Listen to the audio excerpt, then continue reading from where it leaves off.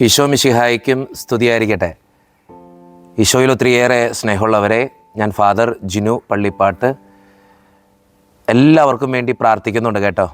ദൈവം സമൃദ്ധമായിട്ട് അനുഗ്രഹങ്ങൾ തരട്ടെ എന്ന് പ്രത്യേകമായിട്ട് ആശംസിക്കുന്നു. ദുഃഖവെള്ളിയാഴ്ചയാണ്. ദുഃഖവെള്ളിയുടെ 1000 അനുഗ്രഹങ്ങൾ നിങ്ങളുടെ ജീവിതത്തിൽ ഉണ്ടാകട്ടെ എന്ന് പ്രത്യേകം പ്രാർത്ഥിക്കുന്നു. ദുഃഖവെള്ളി ഒരു ക്രിസ്ത്യാനിയെ സംബന്ധിച്ചിടത്തോളം ഒത്തിരിയേറെ വിഷമം ഉളവാക്കുന്ന, ഒത്തിരിയേറെ പ്രാർത്ഥിക്കുന്ന ഒരു ദിവസമാണ്. ഏത് ക്രിസ്ത്യാനിയും ദുഃഖവെള്ളിയാഴ്ച പള്ളിയിൽ പോവും. നിങ്ങളും പോയിട്ടുണ്ടാകുമെന്ന് ഞാൻ തിരിച്ചറിയുകയാണ്. ദുഃഖവെള്ളിയിൽ പള്ളിയിൽ പോകണം കേട്ടോ. അപേക്ഷിക്കുക. ദുഃഖവെള്ളിയാഴ്ച പള്ളിയിൽ പോയിട്ട് ആ പീഡാനുഭവ ചരിത്ര വായനയിൽ ഒന്ന് പങ്കെടുക്കണം. കുറേ നേരം ഇരുന്ന് കേൾക്കണം, അറിയാം, എങ്കിലും ഒന്ന് പോകുന്നത് നല്ലതായിരിക്കും.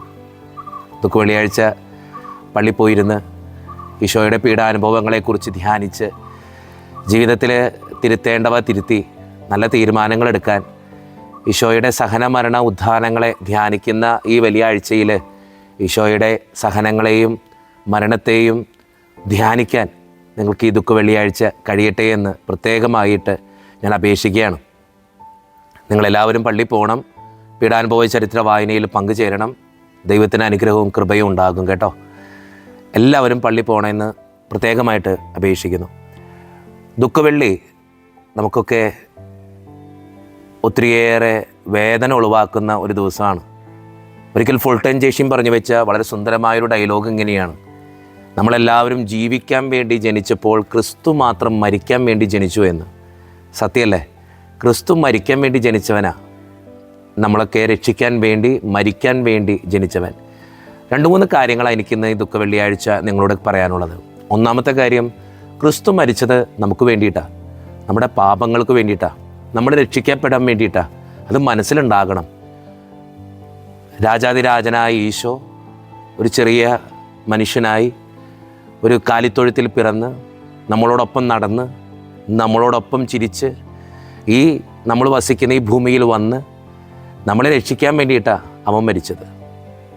ഒരു സാധാരണ മനുഷ്യനെ പോലെ അവൻ ജീവിച്ച് നമ്മളോടൊപ്പം ആയിരുന്നത് നമ്മൾ രക്ഷിക്കപ്പെടാൻ വേണ്ടിയിട്ടാണ്. ആ ഓർമ്മ മനസ്സിലുണ്ടാകണം. ഞാൻ രക്ഷിക്കപ്പെടാൻ വേണ്ടിയിട്ടാണ് എൻ്റെ ഈശോ മരിച്ചതെന്ന്. പണ്ടകം കേട്ട ഒരു കഥയാണ്. 1865 ഏപ്രിൽ 14 തീയതിയാണ് ലോക ജനതയെ മുഴുവൻ സങ്കടത്തിലാഴ്ത്തിക്കൊണ്ട് ഒരു മരണവാർത്ത വരിക. ആരുടെ മരണവാർത്തയാണെന്ന് നമുക്കറിയാം. എബ്രഹാം ലിങ്കൻ്റെ മരണവാർത്തയാണ്. എല്ലാവരും അറിയപ്പെടുന്നൊരു മനുഷ്യൻ. അദ്ദേഹം എബ്രഹാം ലിങ്കൺ വാഷിങ്ടൺ വീതിയിലൂടെ അദ്ദേഹം ഇങ്ങനെ അദ്ദേഹത്തിൻ്റെ ശവസംസ്കാര ശുശ്രൂഷയ്ക്ക് മുൻപായിട്ട് അദ്ദേഹത്തിൻ്റെ ബോഡിയും പിടിച്ചുകൊണ്ട് ഇങ്ങനെ ആൾക്കാർ വിലാപയാത്ര പോലെ കടന്നു പോവുകയാണ്. വാഷിങ്ടണിലൂടെ അവർ ഒത്തിരിയേറെ സങ്കടത്തോടു കൂടെ കടന്നു പോകുമ്പോൾ ഒരിക്കൽ ആ വീതിയിൽ പങ്കെടുത്തുകൊണ്ടിരിക്കുന്ന ഒരു സ്ത്രീ തൻ്റെ മകനെയും ചേർത്ത് പിടിച്ചുകൊണ്ട് ഈ വിലാപയാത്ര കണ്ടുകൊണ്ടിരിക്കുക. അപ്പോൾ ഈ മകൻ ഒരു ഗോത്രവർഗ സ്ത്രീയാണ്, കറുത്ത വർഗ്ഗക്കാരിയാണ്. അപ്പോൾ കറുത്ത വർഗ്ഗക്കാരിയായ സ്ത്രീ ഈ എബ്രഹാം ലിങ്കൻ്റെ ഈ വിലാപയാത്രയിൽ പങ്കെടുത്തുകൊണ്ട് അയാൾക്ക് വേണ്ടി പ്രാർത്ഥിച്ചുകൊണ്ടിരിക്കുന്നതിനിടയിൽ അദ്ദേഹത്തിൻ്റെ മകൻ, ആ സ്ത്രീയുടെ മകൻ ചോദിക്കുന്നൊരു ചോദ്യമുണ്ട്: അമ്മ, ഇതാരാ? ആ സ്ത്രീ ആ സ്വന്തം മകനെ ഇങ്ങനെ ചേർത്ത് പിടിച്ചിട്ട് പറഞ്ഞു എന്ന് പറയണേ: എനിക്കും നിനക്കും വേണ്ടി മരിച്ച മനുഷ്യനാണ് ആ കിടക്കുന്നതെന്ന്. എബ്രഹാം ലിങ്കൻ്റെ ജീവിതം നമുക്കറിയാം. കറുത്തവർഗ്ഗക്കാർക്ക് വേണ്ടി ഒത്തിരിയേറെ പോരാടിയൊരു മനുഷ്യനാണ്. ഇന്ന് ഈ ദുഃഖവെള്ളിയാഴ്ച നമ്മൾ ഓരോരുത്തരും ദേവാലയത്തിലായിരിക്കുമ്പോൾ അല്ലെങ്കിൽ നമ്മുടെ വീടുകളിലായിരിക്കുമ്പോൾ ഈ വചന സന്ദേശം കേട്ടുകൊണ്ടിരിക്കുമ്പോൾ നിങ്ങളൊന്ന് ചിന്തിച്ചു നോക്ക്. നമുക്ക് വേണ്ടി മരിച്ചൊരു കർത്താവാണ് അവിടെ കിടക്കുന്നത്. അവൻ്റെ പാപങ്ങൾക്ക് വേണ്ടിയിട്ടല്ല, അവൻ ചെയ്ത തെറ്റിന് വേണ്ടിയിട്ടല്ല. അവൻ ജീവിതത്തിൽ മുഴുവൻ സഹിച്ചത് നമുക്ക് വേണ്ടിയിട്ടായിരുന്നു. നമ്മൾ രക്ഷിക്കപ്പെടാൻ വേണ്ടി, നമ്മുടെ ജീവിതത്തിൽ ഉയർച്ചയുണ്ടാകാൻ വേണ്ടി, പാപത്തിൻ്റെ അടിമത്തിൽ നിന്ന് നമ്മൾ രക്ഷയുടെ മാർഗത്തിലേക്ക് തിരിച്ചു വരാൻ വേണ്ടി. ആ നന്ദി ഉണ്ടാകണം മനസ്സിൽ. തമ്പുരാൻ എനിക്ക് വേണ്ടിയിട്ടാണ് മരിച്ചതെന്ന്. ദുഃഖവെള്ളിയാഴ്ച ദേവാലയത്തിലിരിക്കുമ്പോൾ നമുക്ക് പീഡാനുഭവ വായനകളിലൊക്കെ കടന്നു പോകുമ്പോൾ സങ്കടങ്ങളൊക്കെ ഉണ്ടാകും അല്ലേ? റിയാലിറ്റി ഷോകളൊക്കെ കണ്ട് മടുക്കുന്ന നമുക്ക് ഒരു കണ്ണീര് വാർത്ത് കരയാനൊന്നും ബുദ്ധിമുട്ടില്ല. പക്ഷേ ഓർത്തോളണം, എനിക്ക് വേണ്ടിയിട്ട് എൻ്റെ തമ്പുരാൻ മരിച്ചതെന്ന്. വേറെ ആർക്കും വേണ്ടിയിട്ടല്ല, ഞാൻ രക്ഷിക്കപ്പെടാൻ വേണ്ടി, എൻ്റെ ജീവിതം രക്ഷപ്പെടാൻ വേണ്ടി. അതുകൊണ്ട് ഈ ദുഃഖ വെള്ളിയാഴ്ച ആദ്യമായിട്ട് ചിന്തിക്കേണ്ടത് അത് തന്നെയാണ്. എനിക്ക് വേണ്ടിയിട്ടാണ് എൻ്റെ തമ്പുരാൻ മരിച്ചത്. ഈ ലോകത്ത് എനിക്ക് വേണ്ടി വേറെ ആരെങ്കിലും മരിക്കുമോ? ഒന്ന് ചിന്തിച്ചു നോക്കിയേ. എൻ്റെ ജീവിത പങ്കാളി മരിക്കുമോ? എൻ്റെ മക്കൾ മരിക്കുമോ? എൻ്റെ മാതാപിതാക്കൾ മരിക്കുമോ? മരിക്കുന്നവരൊക്കെ ഉണ്ട് കേട്ടോ. സ്വന്തം സുഖങ്ങളും സന്തോഷങ്ങളൊക്കെ മാറ്റി വെച്ച് മക്കൾക്ക് വേണ്ടി ജീവിക്കുന്ന മനുഷ്യരൊക്കെ ഉണ്ട്. പക്ഷേ അതില്ലാന്നല്ല ഞാൻ പറഞ്ഞു വയ്ക്കുന്നത്. പക്ഷേ ആത്മാർത്ഥമായിട്ട് എന്നെ സ്നേഹിച്ചുകൊണ്ട് എനിക്ക് വേണ്ടി ആരെങ്കിലും മരിക്കുമോ? എൻ്റെ കൂടെ ആരെങ്കിലും ഉണ്ടാവോ? മരിക്കൊന്നും വേണ്ട, കൂടെ ആരെങ്കിലും ഉണ്ടാവോ? ഉണ്ടാവില്ല. അങ്ങനെയുള്ള ഈ ജീവിതത്തിൻ്റെ സാഹചര്യത്തിൽ നീ ചിന്തിക്കണം, എനിക്ക് വേണ്ടിയിട്ടാണ് എൻ്റെ തമ്പുരാൻ മരിച്ചതെന്ന്. ഒന്നാമത്തെ കാര്യം. രണ്ടാമത്തെ കാര്യം, ഈശോയുടെ മരണം എന്ന് പറയുന്നത് അത് ഉറപ്പുള്ള ഒരു കാര്യമാണ്. ഈശോ ഈ ലോകത്തിൽ ജനിച്ചത് മരിക്കാൻ വേണ്ടിയിട്ടാണ്. നമ്മളെയൊക്കെ രക്ഷിക്കാൻ വേണ്ടി അവനെല്ലാ പീഡനങ്ങളും വേദനകളും സ്വയം ഏറ്റെടുത്ത് മരിച്ചു എന്നുള്ളതാണ്. എനിക്ക് ഈ ദുഃഖ വെള്ളിയാഴ്ച നിങ്ങൾ ഓരോരുത്തരും ദേവാലയത്തിലിരിക്കുമ്പോൾ എനിക്ക് നിങ്ങളോട് പറയാനുള്ള രണ്ടാമത്തെ സന്ദേശം എന്താണെന്നറിയോ? നിങ്ങളാരും ഈശോയുടെ സഹനങ്ങളെ ഓർത്ത് വേദനിക്കേണ്ട, കരയണ്ട. ചിലപ്പോൾ പീഡാനുഭവ ചരിത്ര വായനയിൽ പടയാളികൾ അടിക്കുന്നത് കാണുമ്പോഴും, മറ്റുള്ളവരെ ഈശോയെ വേദനിപ്പിക്കുന്നത് കാണുമ്പോഴും, പരിഹസിക്കുന്നത് കാണുമ്പോഴും, ചവിട്ടുന്നത് കാണുമ്പോഴും, തുപ്പുന്നത് കാണുമ്പോഴും നമ്മുടെയൊക്കെ മനസ്സിൽ അമർഷം തോന്നും അല്ലേ? ഈ passion of the Christ cinema കാണുന്ന പോലെ നമുക്ക് ഭയങ്കര ദേഷ്യം തോന്നും ഇവരോട്. ഇവരെന്തുട്ട് ഇങ്ങനെയൊക്കെ ചെയ്യുന്നേ? പക്ഷേ എനിക്കിതും കൂടെ പറയാനുള്ള കാര്യം അറിയോ? ഈശോയുടെ സഹന മരണ ഉത്ഥാനങ്ങളെക്കുറിച്ച് ധ്യാനിച്ചോ, പക്ഷേ അതിനോർത്ത് നീ സങ്കടപ്പെടണ്ട. പിന്നെ ആരെ ഓർത്താ സങ്കടപ്പെടണ്ടേ? നിന്നെ ഓർത്ത് നീ സങ്കടപ്പെടണം. ഈശോയുടെ പീഡാനുഭവ ചരിത്ര വായനയിൽ നീ പങ്കുചേരുമ്പോൾ നിന്നെ ഓർത്ത് നീ സങ്കടപ്പെടണം. നീ ഇപ്പം എവിടെയാണ് നിൽക്കണേ? അങ്ങോട്ടാ പോണേ? എന്താ ചെയ്യുന്നേ? ഈശോയ്ക്ക് ഇഷ്ടപ്പെട്ട രീതിയിലാണോ നിൻ്റെ ജീവിതം? ഈശോ പഠിപ്പിച്ചു തന്ന ഈ സുവിശേഷത്തിന് അനുസൃതമായിട്ടാണോ നിൻ്റെ ജീവിതം? ഞാൻ എങ്ങനെ പോയിക്കൊണ്ടിരിക്കണേ? ചിന്തിക്കണം, കരയണം. പറ്റുമെങ്കിൽ ഈ ഓർസലേം വീഥിയിൽ ഈശോ പറയുന്നൊരു സുന്ദരമായ ഡയലോഗുണ്ട്. എന്താ? നിങ്ങളെയും നിങ്ങളുടെ കുഞ്ഞുങ്ങളെയും ഓർത്ത് കരയാനാണ് പറയണേ. അതിൻ്റെ എന്നെ ഓർത്ത് കരയാനല്ല ഈശോ പറയുക.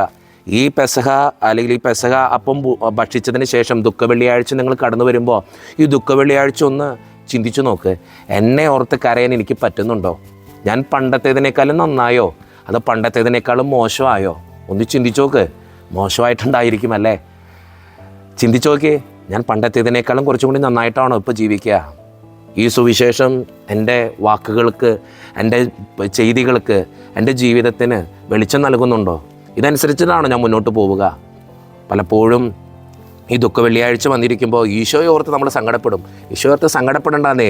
അവൻ്റെ മരണം എഴുതി വെച്ചൊരു കാര്യമാണ്. അത് നമുക്ക് വേണ്ടി മരിക്കാൻ വന്നവനാ.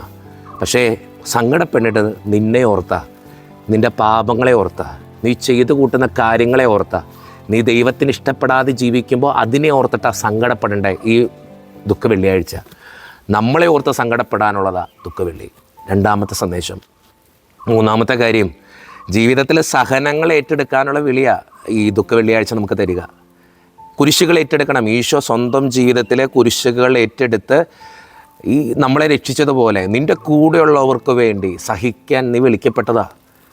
പലപ്പോഴും സഹനങ്ങളെന്ന് കേൾക്കുമ്പോൾ കൂടെയുള്ളവർക്ക് വേണ്ടി എന്തെങ്കിലും ചെയ്യണമെന്ന് കാണുമ്പോൾ ഓടി രക്ഷപ്പെടുന്നവരാണ് നമ്മളൊക്കെ അല്ലേ? സന്തോഷിക്കാൻ ആൾക്കാരുണ്ടാവും, കൂടെ ചിരിക്കാൻ ആൾക്കാരുണ്ടാവും, കരയാൻ ആളില്ലാത്ത. ജീവിതത്തിലെ കൂടെയുള്ളവർക്ക് വേണ്ടി എന്തെങ്കിലും വേദനകൾ ഏറ്റെടുക്കേണ്ടി വരേണ്ട സമയത്ത് നമ്മളെങ്ങനെയാണ്? ഓടി രക്ഷപ്പെടുന്നവരാണോ അതോ കൂടെ നിന്ന് സഹിക്കുന്നവരാണോ? എൻ്റെ ജീവിത പങ്കാളിയുടെ ഒരു പ്രശ്നം വരുമ്പോൾ, ഒരു അസുഖം വരുമ്പോൾ കൂടെ നിന്ന് സഹിക്കുന്നവനാണോ? എൻ്റെ മക്കൾക്കൊരു ബുദ്ധിമുട്ടുണ്ടാകുമ്പോൾ പോട്ടടാന്ന് പറഞ്ഞ് ചേർത്ത് പിടിക്കുന്നവനാണോ? എൻ്റെ ജീവിതത്തിലെ രോഗങ്ങളുണ്ടാകുമ്പോൾ, ബുദ്ധിമുട്ടുകളുണ്ടാകുമ്പോൾ അതിനെ ഓർത്ത് ദൈവത്തിന് നന്ദി പറഞ്ഞ് ജീവിതത്തിലെ ആ സഹനങ്ങളെ നെഞ്ചോട് ചേർത്ത് പിടിച്ച് ജീവിക്കുന്നവനാണോ? ഈ ദുഃഖവെള്ളിയാഴ്ച നീ ചിന്തിച്ചു നോക്കണം നിന്നെക്കുറിച്ച്. ദുഃഖവെള്ളി എന്ന് പറയുന്നത് സഹനങ്ങൾ ഏറ്റെടുക്കാനുള്ളൊരു വെള്ളിയാഴ്ച നമുക്ക് തരുന്ന ഏറ്റവും വലിയ സന്ദേശം അത്. എൻ്റെ ജീവിതത്തിലെ സഹനങ്ങൾ ഏറ്റെടുക്കാൻ, എൻ്റെ ജീവിതത്തിലെ ബുദ്ധിമുട്ടുകൾ ഏറ്റെടുക്കാൻ, എൻ്റെ ജീവിതത്തിലെ മുറിവുകൾ ഏറ്റെടുക്കാൻ എനിക്ക് പറ്റുന്നുണ്ടോ? അപ്പോൾ ഈ ദുഃഖവെള്ളിക്ക് അർത്ഥം ഉണ്ടാകും. അല്ലാതെ പള്ളിയിൽ പോയിരുന്ന് പീഡാനുഭവ ചരിത്രത്തിൽ വായനയിൽ പങ്കെടുത്ത് ജീവിതത്തിൽ ഒരു സഹനങ്ങളും ഞാൻ ഏറ്റെടുക്കില്ല എന്ന് പറയുന്നുണ്ടെങ്കിൽ പിന്നെ എന്തിനാണ് ഇങ്ങനൊരു ദുഃഖവെള്ളി? ചിന്തിച്ചു നോക്ക്. നല്ല തീരുമാനങ്ങൾ എടുക്കാൻ നിങ്ങൾക്ക് പറ്റട്ടെ എന്നാണ് ഞാൻ ആശംസിക്കുന്ന കാര്യം. ജീവിതത്തിൽ നമുക്കൊക്കെ പ്രശ്നങ്ങളുണ്ടെന്നേ. കുരിശുകൾ എടുക്കാനുള്ള വിളിയാണ് കേട്ടോ. കുരിശുകൾ എടുക്കാനുള്ള വിളിയാണ്. ഈശോ നിങ്ങൾ ഓർത്ത് നോക്കിയാൽ ആ പീഡാനുഭവ ചരിത്ര വായനയിലും പീഡാനുഭവ വേദനയിലും ഒക്കെ ഈശോ ഇങ്ങനെ കുരിശിനെ ചേർത്ത് പിടിച്ചുകൊണ്ടാണ് ജീവിച്ചത്. കുരിശിനെ പുലുകിക്കൊണ്ടാണ് പോയേ. അതുകൊണ്ടല്ലേ തമ്പുരാൻ നമ്മളോട് പറഞ്ഞു വെച്ചത്, എന്നെ അനുഗമിക്കാൻ ആഗ്രഹിക്കുന്നവൻ തന്നെ പരിത്യജിച്ച് തൻ്റെ കുരിശെടുത്തുകൊണ്ട് എൻ്റെ പിന്നാലെ വാ. ജീവിതത്തിലെ കുരിശുകൾ എടുക്കാനുള്ള വിളിയാണ് ഈ ദുഃഖ വെള്ളിയാഴ്ച നമുക്ക് തരിക. എൻ്റെ ജീവിത പങ്കാളിയുടെ ആയിരിക്കും. ചിലപ്പോൾ കുറവുകളുണ്ടെന്നേ, ആർക്കാ കുറവുകളില്ലാത്ത പോരായ്മകളുണ്ടെന്നേ. ആ പോരായ്മകളിലും കുറവുകളിലുമൊക്കെ നിൻ്റെ കൂടെയുള്ളവരെ ചേർത്ത് പിടിച്ച് നീ ജീവിക്കുമ്പോഴാണ് ഈ ദുഃഖ വെള്ളിക്ക് അർത്ഥം ഉണ്ടാവുക. ജീവിക്കണം കേട്ടോ, ജീവിക്കണം, അപ്പോഴാണ് അർത്ഥം ഉണ്ടാവുക. നാലാമത്തെ കാര്യം, ജീവിതത്തിൽ എപ്പോഴും ഓർക്കുക, കുരിശുകളൊരു സംരക്ഷണമാണ്. നമ്മളൊക്കെ ഓർത്തൊക്കെ പണ്ടൊക്കെ എത്ര വേദന വരുമ്പോഴും സങ്കടം വരുമ്പോഴും അമ്മച്ചിയൊക്കെ രാത്രി ഞെട്ടി എഴുന്നേൽക്കുമ്പോൾ അമ്മ നെറ്റിയിൽ കുരിശ് വരയ്ക്കും. കുരിശ് നമ്മുടെ സംരക്ഷണമാണ്, നമ്മുടെ ഐഡൻറ്റിറ്റിയാണ്, നമുക്ക് തമ്പുരാൻ തന്നതാണ്. ജീവിതത്തിലെ കുരിശുകൾ സഹനങ്ങൾ മാത്രമല്ല, അതൊരു സംരക്ഷണം കൂടിയാണ് കേട്ടോ. അതുകൊണ്ട് കുരിശുകളെ ഓർത്ത് പേടിക്കുകയല്ല. ഏത് സഹനങ്ങൾ സഹിക്കുമ്പോഴും ഓർക്കണം, ഒരു രക്ഷയുണ്ട് എനിക്ക്. അതുകൊണ്ട് ഈ കുരിശുകളെ സംരക്ഷണമായിട്ട് കരുതാനും പഠിക്കണം. ഓർത്ത് നോക്കിയാൽ നമ്മളെപ്പോഴും കുരിശ് വരയ്ക്കണമെന്നുകൊണ്ടാണ്, അതൊരു സംരക്ഷണമായതുകൊണ്ടാണ് അല്ലേ. എല്ലാ ദിവസവും കുരിശ് വരച്ച് പ്രാർത്ഥിക്കുന്നവരാണ് നമ്മൾ അല്ലേ. കുരിശ് വരയ്ക്കുന്നതുകൊണ്ടാണ്, അതൊരു സംരക്ഷണമായതുകൊണ്ടാണ്. അപ്പോൾ നാലാമത്തെ കാര്യം എനിക്ക് നിങ്ങളോട് പറയാനുള്ളത്, ജീവിതത്തിലെ കുരിശുകൾ എടുക്കാനുള്ള വിളിയാണ്. 4 കാര്യങ്ങളാണ് ഞാനിന്ന് പറഞ്ഞോളൂ. ഒന്നാമത്തെ കാര്യം, ഈശോ മരിച്ചത് എനിക്ക് വേണ്ടിയിട്ടാണെന്ന് ചിന്തിക്കണം. രണ്ടാമത്തെ കാര്യം, ഈശോയെ ഓർത്ത് കരയാനുള്ളതല്ല, നിന്നെ ഓർത്ത് കരയാനുള്ളതാ ഈ ദുഃഖ വെള്ളിയാഴ്ച നമുക്ക് തരുന്ന ഏറ്റവും വലിയ സന്ദേശം. മൂന്നാമത്തെ കാര്യം, നിൻ്റെ ജീവിതത്തിലെ സഹനങ്ങളെ നീ ഏറ്റെടുക്കുമ്പോൾ, കുരിശുകളെ ഏറ്റെടുക്കുമ്പോഴാണ് ഈ ദുഃഖ വെള്ളിയാഴ്ച അർത്ഥം ഉണ്ടാവുക. നാലാമത്തെ കാര്യം, കുരിശ് സംരക്ഷണമാണ്. അത് എപ്പോഴും ഭാരം മാത്രമല്ല, അത് സംരക്ഷണമാണ്. ഈ 4 കാര്യങ്ങൾ ചിന്തിക്കുമ്പോൾ ജീവിതത്തിന് തന്നെ അർത്ഥം ഉണ്ടാകും കേട്ടോ. ഈ ദുഃഖ വെള്ളിയാഴ്ച നിങ്ങൾ ഓരോരുത്തരും ഒന്ന് ചിന്തിച്ചു നോക്കും. ഈ മെസ്സേജ് പറ്റുമെങ്കിൽ എല്ലാവർക്കും ഒന്ന് ഷെയർ ചെയ്യണം കേട്ടോ. അവരൊന്ന് ധ്യാനിക്കട്ടെ. ഒന്നാമത്തെ കാര്യം, ജീവിതത്തിലെ സഹനങ്ങളിലൂടെ കടന്നു പോകുമ്പോൾ ഈ ദുഃഖ വെള്ളിയാഴ്ച ദേവാലയത്തിൽ പോയിരിക്കുമ്പോൾ ചിന്തിക്കുക, ക്രിസ്തു മരിച്ചത് എനിക്ക് വേണ്ടിയിട്ടാണ്, എൻ്റെ പാപങ്ങൾക്ക് വേണ്ടിയിട്ടാണ്, ഞാൻ രക്ഷിക്കപ്പെടാൻ വേണ്ടിയിട്ടാണ്. രണ്ടാമത്തെ കാര്യം, ജീവിതത്തിൽ ചിന്തിക്കുക, ഞാൻ ദുഃഖ വെള്ളിയാഴ്ച പോയിരുന്ന് കരയേണ്ടത് ഈശോ സഹിച്ച പീഡനങ്ങളെ ഓർത്തിട്ടല്ല, എന്നെ ഓർത്തിട്ട്, ഞാൻ ചെയ്തു കൂട്ടുന്ന പാപങ്ങളെ ഓർത്ത് അനുദപിച്ച് നല്ല തീരുമാനം എടുക്കാൻ പറ്റണം. മൂന്നാമത്തെ കാര്യം, ജീവിതത്തിലെ സഹനങ്ങളെ, കൂടെയുള്ളവരുടെ സഹനങ്ങളെയൊക്കെ ഏറ്റെടുക്കാനുള്ള മനസ്സ് കാണിക്കണം. നാലാമത്തെ കാര്യം, ജീവിതത്തിൽ എപ്പോഴും ഓർക്കേണ്ട കാര്യം എന്താ? കുരിശ് സംരക്ഷണമാണ്. സ്നേഹം നിറഞ്ഞവരെ, ഈ ദുഃഖ വെള്ളിയാഴ്ച ഈശോ സഹിച്ച പീഡാനുഭവങ്ങളെ ഓർത്ത് കരയാനും ഗാലറിയിൽ നിന്ന് കൈയടിക്കാനൊക്കെ എളുപ്പമാണ്. പക്ഷേ സ്നേഹത്തിന് വേണ്ടി എല്ലാം ത്യജിച്ച ആ ഈശോയെ ധ്യാനിക്കുന്ന ഈ ദിവസത്തിൽ നിൻ്റെ ജീവിതത്തിൽ നീ ചില തീരുമാനങ്ങൾ എടുക്കുമ്പോഴാണ്, നിൻ്റെ ജീവിതത്തെ ഓർത്ത്, നിൻ്റെ കൂടെ ഉള്ളവരെ ഓർത്ത് നീ നല്ല തീരുമാനങ്ങൾ എടുക്കുമ്പോഴാണ് ഈ ദുഃഖ വെള്ളിക്ക് അർത്ഥം ഉണ്ടാവുക. സഹിക്കാൻ പറ്റട്ടെ, ക്ഷമിക്കാൻ പറ്റട്ടെ, പൊറുക്കാൻ പറ്റട്ടെ, വിട്ടുകൊടുക്കാൻ പറ്റട്ടെ, എളിമപ്പെടാൻ പറ്റട്ടെ. അപ്പോഴാണ് ഈ ദുഃഖവെള്ളി അർത്ഥപൂർണ്ണമാകുക. ഈശോ ആ കുരിശിൻ്റെ വഴിയിൽ മുഴുവൻ ചെയ്തുകൊണ്ടിരിക്കുന്നതല്ലേ. അവൻ ക്ഷമിച്ചു വേദനിപ്പിച്ചവരോട്. അവസാനം കുരിശിൽ കിടന്നിട്ട് എന്താ പറഞ്ഞേ? കർത്താവ് ഇവർ ചെയ്യുന്നത് എന്തെന്നറിയാൻ പാടില്ല, ഇവരോട് ക്ഷമിക്കണേന്ന്. അവൻ പുറത്തു എല്ലാവരോടും. അവൻ സ്നേഹിച്ചു. തന്നെ ഒറ്റിക്കൊടുത്തവനെയും തള്ളിപ്പറഞ്ഞവനെയും ഉപേക്ഷിച്ച് ഇറങ്ങിപ്പോയവരെയൊക്കെ അവൻ സ്നേഹിച്ചു. നമ്മുടെയൊക്കെ വിളി ഇതാടോ. അതുകൊണ്ട് ഈ ദുഃഖ വെള്ളിയാഴ്ച നല്ല തീരുമാനങ്ങൾ എടുക്കാൻ, നല്ല തീരുമാനങ്ങൾ എടുത്തുകൊണ്ട് ജീവിക്കാൻ നിങ്ങൾക്ക് ഓരോരുത്തർക്കും കഴിയട്ടെ. നമുക്കൊരു നിമിഷം ഒന്ന് പ്രാർത്ഥിക്കാം. കർത്താവായ ദൈവമേ, ഈ ദുഃഖ വെള്ളിയാഴ്ച ഞങ്ങൾ ഓരോരുത്തരും ദേവാലയത്തിലായിരിക്കുമ്പോൾ, ഈ സന്ദേശം കേൾക്കുമ്പോൾ നല്ല തീരുമാനങ്ങൾ എടുക്കാൻ നീ ഞങ്ങളെ സഹായിക്കണമേ.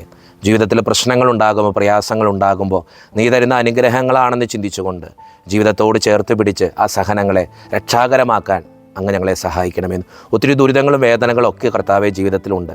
അതെല്ലാം നെഞ്ചോട് ചേർത്ത് പിടിച്ചുകൊണ്ട് സഹിക്കാനുള്ള ശക്തി നീ എനിക്ക് തരണമേ എന്ന് ഈ ദുഃഖ വെള്ളിയാഴ്ച ഞങ്ങൾ ഓരോരുത്തരും ചിന്തിക്കുന്നു. ഈശോ മരിച്ചത് ഞങ്ങൾക്ക് വേണ്ടിയിട്ടാണ്. അങ്ങ് ഞങ്ങൾക്ക് വേണ്ടിയിട്ടാണ് മരിച്ചതെന്ന് ഞങ്ങൾ മനസ്സിലാക്കുന്നു. ഞങ്ങളുടെ കൂടെ ഉള്ളവർക്ക് വേണ്ടി കൂടി സഹിക്കാനും ക്ഷമിക്കാനും ഒക്കെ ഞങ്ങൾക്ക് കൃപ തരണേ കർത്താവേ. ജീവിതത്തിൻ്റെ പ്രയാസങ്ങളുണ്ടാകുമ്പോൾ, സങ്കടങ്ങളുണ്ടാകുമ്പോൾ നീ കൂടെയുണ്ടെന്നുള്ള വിശ്വാസത്തോടു കൂടെ ജീവിക്കാൻ നീ ഞങ്ങളെ ശക്തിപ്പെടുത്തണമേ. നിൻ്റെ പരിശുദ്ധാത്മാവിൻ്റെ ശക്തിയാണ് നീ നിറയ്ക്കണമേ. ഈ ദുഃഖ വെള്ളിയാഴ്ച പലരോടും ക്ഷമിക്കാനും വിട്ടുകൊടുക്കാനും എളിമപ്പെടാനും ജീവിതത്തിലെ സഹനങ്ങളെ ഏറ്റെടുക്കാനും എൻ്റെ പാപങ്ങളെ ഓർത്ത് അനുദപിക്കാനും ക്രിസ്തു എനിക്ക് വേണ്ടി മരിച്ചു എന്ന് ചിന്തിച്ചുകൊണ്ട് ജീവിക്കാനും കുരിശിലെ ആ മഹത്വം മനസ്സിലാക്കി അത് സംരക്ഷണമാണെന്നും ജീവിതത്തിലെ കുരിശുകൾ ഏറ്റെടുക്കാനുള്ളതാണെന്നും തിരിച്ചറിവുണ്ടാകുവാനും നീ ഞങ്ങളെ സഹായിക്കണേ. അമ്മേ മാതാവേ, ഞങ്ങൾക്ക് വേണ്ടി പ്രാർത്ഥിക്കണേ. ജീവിതത്തിലെ എല്ലാ സഹനങ്ങളും നമ്മുടെ മുമ്പിലേക്ക് കൊടുക്കുക. ഈശോയുടെ ആശീർവാദം നമുക്ക് സ്വീകരിക്കാം. നമ്മുടെ കർത്താവായ യേശു മിശിഹായുടെ കൃപയും പിതാവായ ദൈവത്തിൻ്റെ സ്നേഹവും പരിശുദ്ധാത്മാവിൻ്റെ സഹവാസവും എന്നും നിങ്ങളുടെ കൂടെ ഉണ്ടായിരിക്കട്ടെ, ഇപ്പോഴും എപ്പോഴും എന്നേക്കും. ആമേൻ.